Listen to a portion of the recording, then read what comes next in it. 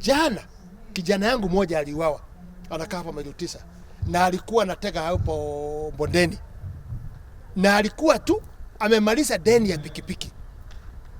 Ni nini inaendelea? Kuna uhusiano wenye kuuza pikipiki na wale wanauzia, kwa sababu kijana amemaliza pikipiki yake kulipa deni, anakuja sijui aliuawa kwa town, anakuja anatupwa hapa kwangu hapa maili 6, maili 7, anatupwa akiwekwa kwa gunia. Akaona anapeana hizi aramu za pikipiki hapo ndani. Kuna uhusiano fulani, kwa sababu pikipiki hizi ziko na aramu, lakini ikitoka tu short distance na ile leader yake inatolewa.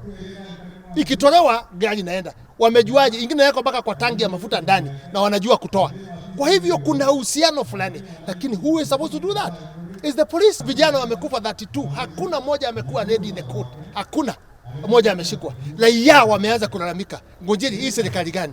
Ni nini inaendelea? Watu 32 watoto, na hao ni wale tunajua, wengine wao. What is the problem? Lakini pia anasema ukiona polisi ya traffic barabara, kazi yao ni kuokota pesa.